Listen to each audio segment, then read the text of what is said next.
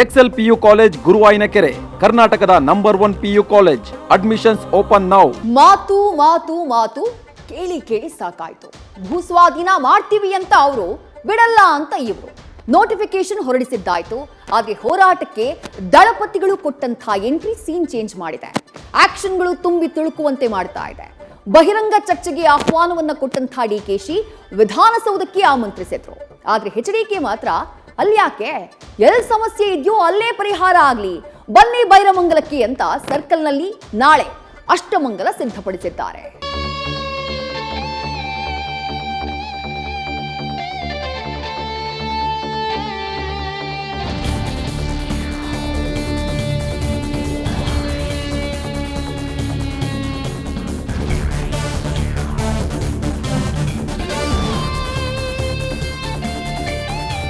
ಬಿಡದಿ ಬೆಂಗಳೂರಿಗೆ ಬೆನ್ನಿಗಂಟಿಕೊಂಡು ಹುಟ್ಟಿದ ಕರುನಾಡ ಕರಿಮಣಿ, ಚದರ ಅಡಿಯ ಚತುರರು, ರಿಯಲ್ ಎಸ್ಟೇಟ್ ಧಣಿಗಳ ಹೃದಯದ ರಾಣಿ. ನಾಯಕರ ಧಮನಿ ಧಮನಿಯಲು ಬಿಡದಿ ಎದೆ ಬಡಿತವೇ ಕಾಣಿಸ್ತಿದೆ ನೋಡಿ. ಗೌಡರ ಕೋಟೆಯ ಅಧಿಪತ್ಯಕ್ಕಾಗಿ ಸಿದ್ಧವಾದ ಈ ಕದನ ಕಣ ರಾಜ್ಯ ರಾಜಕಾರಣದ ಪಾಲಿಗೆ ಬಂಗಾಳದ ಸಿಂಗೂರು, ನಂದಿ ಗ್ರಾಮವನ್ನ ನೆನಪಿಸುತ್ತಿದೆ. ಬಾಗುರು ಬಿಡದಿಗೆ ಮತ್ತೆ ಚರ್ಚೆಗೆ ಕರೆದ HDK. ಸಿಎಂ DK ವಿರುದ್ಧವಲ್ಲ, ರೈತರ ಪರವಾಗಿ ಹೋರಾಟ. ಪ್ರಿಯ ವೀಕ್ಷಕರೇ, ಅಖಾಡ ಯಾವುದೇ ಇರ್ಲಿ, ಎದುರಾಳಿ ಎಷ್ಟೇ ಬಲಿಷ್ಠನಾಗಿರ್ಲಿ, ಇವರಿಬ್ಬರು ತೊಡೆ ತಟ್ಟಿ ಕಣಕ್ಕಿಳಿದ್ರೆ ಮುಗೀತು. ಅಲ್ಲಿ ಘನ ಕದನ ಖಚಿತ. ವಿಜಯ ಘೋಷಣೆಗೆ ಸಿಡಿಯಲು ಆ ಪಟಾಕಿಗೂ ಡೌಟು. ತಂತ್ರ ಮಂತ್ರಗಳೆಲ್ಲ ಮಜ್ಜನ ಮಾಡೋ ಮದ ಗಜಗಳ ನಡುವೆ ಈ ಬಾರಿ ವೇದಿಕೆ ಆಗಿದ್ದು ಬಿಡದಿ ಎಂಬ ಮಾಯೆ. ಪತ್ರ ಸಮರ ಆರಂಭಿಸಿದ ಸಿಎಂ DKಶಿಗೆ ಕುಮಾರಸ್ವಾಮಿ ಮಾತಿನ ಮಲ್ಲ ಯುದ್ಧಕ್ಕೆ ಪಂಥಾಹ್ವಾನ ಕೊಟ್ಟಿದ್ದಾರೆ.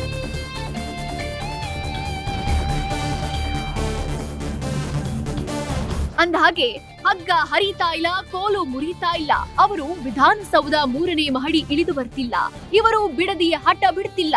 ಬಿಡದಿ ಟೌನ್ಶಿಪ್ ಬಹಿರಂಗ ಚರ್ಚೆಗೆ ಕೇಂದ್ರ ಸಚಿವ ಕುಮಾರಸ್ವಾಮಿ ಮತ್ತೊಮ್ಮೆ ಪಂಥಾಹ್ವಾನ ಕೊಟ್ಟಿದ್ದಾರೆ. ಟೌನ್ಶಿಪ್ ಚರ್ಚೆಗಾಗಿ ರೈತರ ಜೊತೆ ಇರ್ತೀನಿ, ಒಂದ್ಸಲ ಬಂದ್ ಹೋಗಿ ಅಂತ ಸವಾಲ್ ಹಾಕಿದ್ದಾರೆ. ಆದ್ರೆ ತಮ್ಮ ಹೋರಾಟ DKಶಿ ವಿರುದ್ಧವಲ್ಲ, ರೈತರ ಮನವಿಗೋಸ್ಕರ ಭಾಗಿಯಾಗಿದ್ದಾಗಿ ಘೋಷಿಸಿದ್ದಾರೆ. ನಾಳೆ ನಾನು ಏನು ಸಮಯ ಕೊಟ್ಟಿದ್ದೆ, ರೈತರ ಜೊತೆಯಲ್ಲಿ ಕೂತು ಚರ್ಚೆ ಮಾಡೋಕ್ಕೆ ಹೋಗ್ತೀನಿ. ಬಂದರೆ ಅವರು ಬರ್ಬೋದು, ಹೇಳಿದ್ದೀನಿ, ರಿಕ್ವೆಸ್ಟ್ ಮಾಡಿದ್ದೀನಿ. ಬಂದರೆ ಒಳ್ಳೆಯದು. ಇದು ಸ್ಮೂತಾಗಿ ಆಗಬೇಕು. ಇಲ್ಲಿ ಶಿವಕುಮಾರ್ ಅವರ ಈ ರಾಜ್ಯದ ಮುಖ್ಯಮಂತ್ರಿಗಳ ವಿರುದ್ಧ ನನ್ನ ಹೋರಾಟ ಅಲ್ಲ ಅದು. ಇಲ್ಲಿ ರೈತರು ಒಂದು ಬಾರಿ ನನ್ನ ಹತ್ರ ಬಂದು ರಿಕ್ವೆಸ್ಟ್ ಏನು ಮಾಡೋದು, ಒಂದು 7 ತಿಂಗಳಿದೆ. ಅದರ ಆಧಾರದ ಮೇಲೆ ರೈತರು ನಾವು ಭೂಮಿ ಕೊಡ್ಲಿಕ್ಕೆ ತಯಾರಾಗಿಲ್ಲ ಅನ್ನೋದು ಮೆಜಾರಿಟಿ ಒಪಿನಿಯನ್ ಏನಿದೆ. ಅವರ ಹೋರಾಟ 450-470 ದಿವಸ ಆಗೋಗಿದೆ. ಅವರ ಒಂದು ಅಹವಾಲಿಗೋಸ್ಕರವಾಗಿ ನಾನು ಇದಕ್ಕೆ ಇಂಟರ್ಫಿಯರ್ ಆಗಿದ್ದೀನಿ. ಕಾಡಕ್ಕೆ ಸಿದ್ಧವಾಯಿತು ಬಿಡದಿಯ ಬೈರಮಂಗಲ ಸರ್ಕಲ್. ದಳಪತಿಗೆ ರೈತರ ಪರ ಕಮಿಟ್ಮೆಂಟ್, ತಂದೆ ಪರ ಬ್ಯಾಕ್. ಇನ್ನು ರೈತರ ಹೋರಾಟಕ್ಕೆ ಹೆಗಲು ಕೊಟ್ಟ JDS ಯುವ ನಾಯಕ ನಿಖಿಲ್ ಬೈರಮಂಗಲ ಸರ್ಕಲ್ನಲ್ಲಿ ರೈತರ ಜೊತೆ ಕುಮಾರಸ್ವಾಮಿ ಇರಲಿದ್ದಾರೆ. ಸಿಎಂ ಅವರು ಬಂದು ಕೂತು ಮಾತಾಡ್ಲಿ, ಸಂಘರ್ಷ ಗಲಭೆಗೆ ಅವಕಾಶ ಇಲ್ಲ, ಸಮಸ್ಯೆಗೆ ಸುಸೂತ್ರವಾಗಿ ಪರಿಹಾರ ಆಗ್ಲಿ ಎಂದಿದ್ದಾರೆ. ಸನ್ಮಾನ್ಯ ಕುಮಾರಣ್ಣ ಅವರು ರೈತರ ಪರವಾದಂತ ಕಮಿಟ್ಮೆಂಟ್ ಇರತಕ್ಕಂತ ವ್ಯಕ್ತಿ. ಆ ನಿಟ್ಟಿನಲ್ಲಿ 27ನೇ ತಾರೀಕು ಅಂದ್ರೆ ನಾಳೆ ಬೈರಮಂಗಲ ಸರ್ಕಲ್ ನಲ್ಲಿ ಸನ್ಮಾನ್ಯ ಕುಮಾರಣ್ಣ ಅವರು ರೈತರ ಜೊತೆ ಕೂರ್ತಾರೆ. ಮುಖ್ಯಮಂತ್ರಿಗಳಿಗೂ ಆ ವಿಚಾರ ತಿಳಿಸಿದ್ದಾರೆ. ಸಾರಿದ ಕದನಕ್ಕೆ ಬೆಂಬಲ ಕೊಟ್ಟ ಕಮಲ ಸಾರಥಿ ವಿಜಯೇಂದ್ರ ರೈತರನ್ನ ಒಕ್ಕಲೆಬ್ಬಿಸೋಕೆ ಬಿಡಲ್ಲ ಅಂತ ಧರ್ಮಸ್ಥಳದಲ್ಲಿ ನಿಂತು ಘೋಷಿಸಿದ್ದಾರೆ. ಬಿಡದಿ ವಿಚಾರದಲ್ಲಿ ರೈತರನ್ನ ಒಕ್ಕಲೆಬ್ಬಿಸುವಂತ ಕೆಲಸ ಮಾಡೋದಕ್ಕೆ ಸರ್ಕಾರ ಹೊರಟಿದೆ. ಅದಕ್ಕೆ ಭಾರತೀಯ ಜನತಾ ಪಾರ್ಟಿ ನಾವು ಕೂಡ ಅವಕಾಶನ ಕೊಡೋದಿಲ್ಲ. ಆ ಭಾಗದ ರೈತರ ಪರವಾಗಿ ನಾವು ಕೂಡ ಹೋರಾಟವನ್ನು ಕೈಗೆತ್ತಿಕೊಳ್ತೀವಿ. ವಾಚ್ ಮಾಡಿದ್ದಾಗಿ ಹೇಳಿದ ಪ್ರದೀಪ್ಗೆ HDK ತಿರುಗೇಟ್. ಆರೋಪಗಳು ಹತ್ತಾರಿದ್ರು. HDK ಕೈಯಲ್ಲಿ ದುಬಾರಿ ವಾಚ್ ಕಂಡವರಿಲ್ಲ. ಆದ್ರೆ ಅದಕ್ಕಾಗಿ ಪರಿಶ್ರಮ ಪಟ್ಟ ಶಾಸಕ ಪ್ರದೀಪ್ ಈಶ್ವರ್ ನಾನ್ ನೋಡಿದ್ದೀನಿ ಅಂತಿದ್ದಾರೆ. ಅದಕ್ಕೆ ತಿರುಗೇಟ್ ಕೊಟ್ಟ HDK ನಾಡಿನ ಹೆಮ್ಮೆ HMT ಕಂಪನಿಯ ಅಂಬೇಡ್ಕರ್ ಚಿತ್ರ ಹೊಂದಿದ ವಾಚ್ ಬಿಚ್ಚಿ ತೋರಿಸಿದ್ದಾರೆ. ಕುಮಾರಣ್ಣ ಅವ್ರ ಹತ್ರ 75 ಲಕ್ಷದ ಒಂದು ವಾಚ್ ಇದೆ. ಅದೇನೋ ಕೊಟ್ಕೊಂಡ್ರೆ ಆರಾಮಾಗ ವಾಚ್ ಕಟ್ಕೊಳ್ಳೋಣ ಅಂತ. ನಾನು ಡೈಲಿ ಕಟ್ತೀನಿ, ಇವತ್ತು ಕಟ್ಟಲ್ಲ.